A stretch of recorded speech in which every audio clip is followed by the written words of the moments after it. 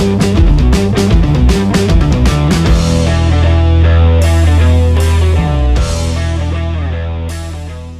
sekarang siapkan dulu tanahnya, taruh wadah. Jadi kalian harus punya 2 wadah. Kalau ada aqua sebenarnya kalau bisa 2 aqua. Jadi ada 2 botol. Yang ukurannya sama, ini potong. Nanti kita timbangnya kalau semakin besar sampelnya semakin bagus. Ini berat botolnya, botol keringnya. Nah ini kan beratnya 4. Jadi nanti waktu kalian menimbang air, kalau ini misalnya 50, ini misalnya 200 gram, mereka 200 gram ya. Waktu kamu bikin 50, ini berarti timbangannya harus 53 atau 50. Karena berat wadahnya sendiri 3 atau ya. Jadi sekarang siapkan tanahnya di sini, timbang dulu. Kira-kira beratnya berapa? Maksudnya nyiramnya itu diukur. Nah sekarang kira-kira kalau saya itu nyiram berapa lama? Nah, perhatikan gambar ini ya. Ini ada satu gambar. Ini kan kita bicara dalam wadah yang kecil. Kalau misalnya wadahnya besar, kalian taruh sensor sebelah kiri, nyiramnya sebelah kanan. Nah dia kan butuh waktu untuk bisa sampai dari sini ke sini kan.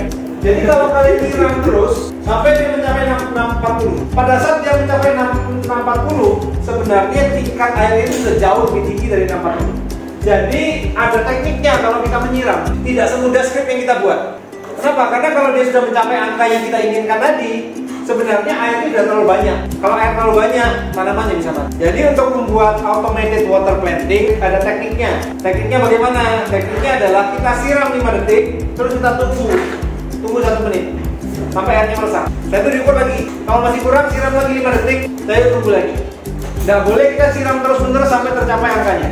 Jadi harus siram, berhenti, biarkan dia meresap dulu. Ya, nanti waktu kalian implementasikan ke dalam pot, tidak boleh dengan cara seperti ini, tidak boleh dengan strip ini, tidak boleh begini. Jadi cara yang benar gimana Pak? Nah pada waktu dia on ini, maka kalian harus kasih delay, time, titik, sleep selama 20 detik.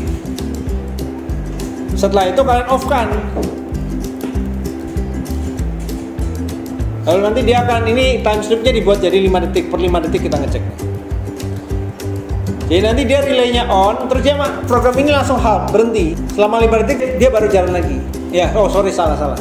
Ini harusnya slipnya 5 detik. Slipnya 5 detik, relay off, baru ini time, titik, sleep 20 detik. Ini kalau 20 ya, kalau 1 menit dari 60. Jadi gini, relaynya on, terus dia 5 detik nyiram, setelah itu dia mati. Setelah mati dia nunggu 1 menit, baru programnya jalan lagi. Karena kalau kita tidak lakukan seperti ini, yang terjadi adalah pada saat dia mencapai angka yang kita inginkan, sebenarnya kadar airnya sudah bisa 2-3 kali lipat dari itu. Karena yang kita dapatkan itu baru sedikit, yang lain mungkin masih belum meresap air. Seperti gambar yang ini. Nah kalau kita misalnya Pak, bisa lah Pak diakali Pak. Saya naruh airnya itu, sensornya airnya juga saya siram dari sebelah kiri Pak. Bisa, tapi akan cepat sekali mencapai angka kita. Pada saat sudah mencapai angka kita dia berhenti, ya kan? Tapi pada saat dia nanti airnya merembet ke sebelah kanan, airnya akan kurang. Jadi cepat, nanti pompanya cepat mati. Padahal tingkat kelembaban tanahnya masih belum tercapai. Nah ini cara sederhana. Cara yang paling benernya adalah dengan menggunakan thread. Jadi kalau kalian lihat modulnya, itu kita harus bikin server. Dia harus bikin threading. Ini ada di modulnya, jadi kalian bisa buka. Jadi kalian bikin server. Jadi data ini nanti akan kalian kirim telemetrinya. Lalu kalian bikin satu server untuk mengirimkan kembali komen. Server itu nanti kita akan import satu namanya threading. Threading itu apa? Threading itu adalah aktivitas itu seperti CPU multi-thread. Jadi kalau CPU dual core 4 thread misalnya ya. 4 thread itu maksudnya apa? Maksudnya ada pekerjaan bisa dilakukan 4 bersamaan tanpa menunggu yang satu selesai. Pekerjaan yang kedua ini bisa langsung dikerjakan. Jadi logikanya adalah dia tetap bisa ngecek, tapi relaynya tidak akan respon. Jadi pengecekan tetap jalan sendiri, relay jalan sendiri. Jadi pada waktu relaynya on, relaynya lagi sleep, pengecekan boleh jalan terus, tapi dia tidak akan menghidupkan atau mematikan relay. Jadi ini dua aktivitas ini berjalan bersama. Itu namanya threading. Jadi saya akan tunjukkan dari segi ini anggap saja kita sedang kirim telemetri. Ini namanya soil moisture sensor. Ini kan standar lah ya. Nah dia ada variable namanya water time dan wait time. Water time itu 5 detik, wait time itu 20 detik. Jadi dia nunggu 20 detik baru nanti relaynya bisa kerja lagi. Nah ini ada send delay command. Jadi dia akan send delay command. Ini control relaynya, ini handle telemetri. Jadi pada saat dia menghandle telemetri, pada saat telemetri datang, dia akan buka thread baru. Thread barunya ini adalah control relay. Thread barunya ini dia mengerjakan prosedur ini. Jadi yang dilakukan apa? Pada saat relaynya itu jalan, dia unsubscribe dari telemetri. dia on kan, nah dia send relay command ke klien, lalu dia sleep time.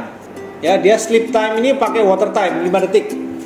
Jadi dia on, terus 5 detik dia off.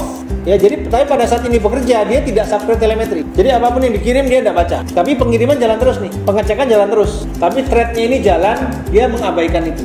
Lalu kemudian dia sleep 20 detik. Jadi pada waktu dia sleep ini beda kalau dengan program kita. Pada saat program ini jalan, dia kan benar-benar sleep 1 menit. Pengecekan pembacaan tidak akan dilakukan. Beda kalau kita lakukan sistem threading. Kalau sistem thread ini, telemetri tetap dikirim. Cuma sama program kita di hold, tidak dibaca selama wait time-nya. Begitu wait time selesai, baru dia subscribe lagi.